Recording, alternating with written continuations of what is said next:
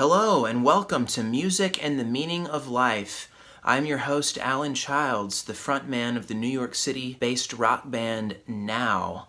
And this is episode 2, called Why Most Intellectuals Are Aristotelian, but I Am a Platonist.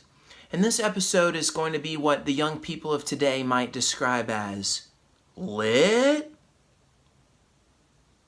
Okay, that was the one humorous moment of the podcast. The rest of it is going to be extremely dry. Just kidding. The topic of this episode is a far cry from that of our first one, which was Jimmy Page. Or is it? I would argue that Page, Plato, and Aristotle are all amongst the greatest creative minds and thinkers in human history. About 2 years ago, I came across a helpful framework for understanding and explaining why I often feel like my worldview vaguely but consistently clashes with those of many of my intelligent peers. Most intellectually driven people in America today are Aristotelians, whereas I am a Platonist. My stomach churns as I speak in such broad strokes. The very division between Platonist and Aristotelian pains me, because their views are far more complex than could ever be lumped into two adjectival categories, or really than could ever be fully explained at all. Furthermore, my views, as anyone should be, are certainly far too rich to be dumped into a neat box referencing a thinker from thousands of years ago.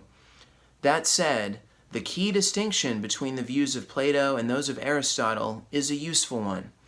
Aristotle believed that rigorous observation of the natural world, what is plainly in front of us, is the best path toward wisdom, whereas Plato, Aristotle's predecessor and teacher, sought to transcend this confusing and shadowy world to find truth in ideas. Aristotle looked to biology and the natural world to uncover knowledge, and as a result has been crowned the father of naturalism and even of science itself. He devoted considerable energy to the classification of natural phenomena and sought to acquire knowledge through labeling everything he saw and discovering its purpose. Nouns were Aristotle's close companion, and vast amounts of categorization was the result.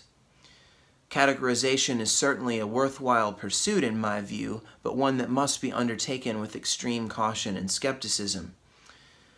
Aristotle leans strongly toward empiricism, the idea that knowledge comes not from reason or ideas, but from observation of the world through the senses. This is a key philosophical school of thought.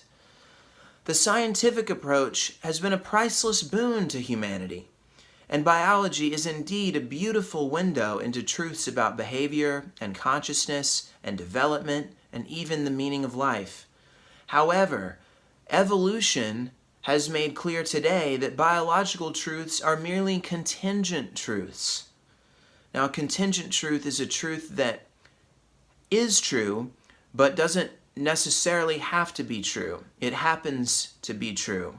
Aspects of human nature, ranging from our physical features to the way our brains process information, to sexual dimorphism, and even to our very behavior and aspirations, are, for the most part, contingent truths about life. If we had evolved differently, as clearly we could have, other contingent truths would have led to completely different frameworks for understanding not only who we are, but even reality itself. To illustrate that point, consider this. It is quite possible that someday humanity will encounter intelligent alien life that would likely look and think and behave radically differently from humans. And thus, many of the contingent truths of human nature that are so worshipped in the more Aristotelian secular humanist school will become far less meaningful when placed in the increasingly obvious ocean of possibilities of how things could be. Most academics and self-described intellectuals of today favor science over less concrete pursuits of knowledge such as religion, mysticism, and understandably so, given the massive leaps forward in technological progress and the piercing insight into the physical world that an increasing emphasis on science has brought to us over the last several hundred years. To see the spiritual beliefs of the past as superstitious, backwards relics is somewhat valid. However, the worship of science and the accompanying confidence in human empirical knowledge, and the arrogance that often comes along with it, has gone too far. Plato felt that the objects or particulars in this world were only crude representations of the truth. For him, the things we experience point to something purer that we can't readily observe. In his famous allegory of the cave, he explained that the world we see is actually a shadow world of false representations, and that only a few perceptive and brave souls would ever leave the cave of shadows and see the truth in its absolute form. Plato also believed that an ascetic rejection of most worldly pursuits was the path to avoiding the trappings of the shadows. While I disagree with Plato on many points and share only some of his ascetic leanings, this conception of the human condition speaks to me. Inspired by Buddhism, I advocate more than Plato did for the facing of reality and diving into what is. That said, our goals are linked because I believe that, paradoxically, the full embracing of what is actually leads to transcending what is and finding higher truths. The flavors of our approaches are different, but transcendence, critically, remains the goal. Plato found inspiration more in ideas than in objects, and more in the potential of what could be than in the observation of what is plainly right in front of us. And in those respects, his views, experiences, and values resonate deeply with mine. I doubt that we can ever fully escape the cave and see the truth, at least as humans, and I'm a total agnostic when it comes to the afterlife, so any hope for leaving the cave in some other reality or form is, for me, purely speculative. Like Aristotle, I believe that close observation of what we experience in this world is critical to advancing knowledge.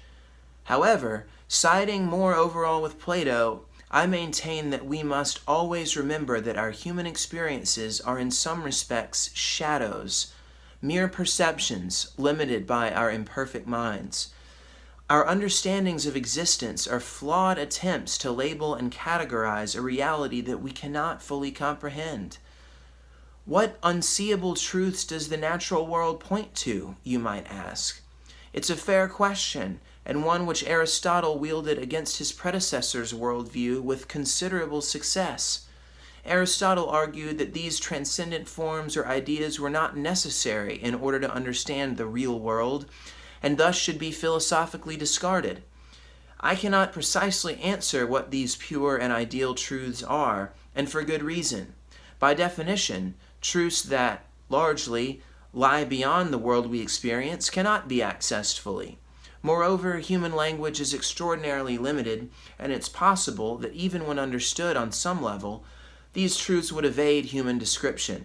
And that's if ideal absolute truths can even be understood by the human mind in the first place. I believe in the existence of transcendent truths mainly for a simple reason, a reason at which logically minded philosophers would surely scoff. It simply feels true to me. However, I do have experiences to cite, experiences to explain why I suspect that Plato was onto something with his transcendentalism. When I listen to music with my whole heart, I feel I touch a world beyond our own. When I love someone, I sense that there's something more to reality than what easily meets the eye through observing the activities of earth. When I'm fully absorbed in the moment, I sense the existence of an ocean of truth far deeper than the human mind could ever fully grasp by treading water in this life. Perhaps these feelings are delusions and nothing more than the product of a naturalistically evolved human brain. But these transcendent moments are too powerful for me not to believe in. Thus, I look for truth most often not in the happenstance of our human lives or the chaos of current events, but in the infinite mystery beyond. Thank you for listening to Music and the Meaning of Life.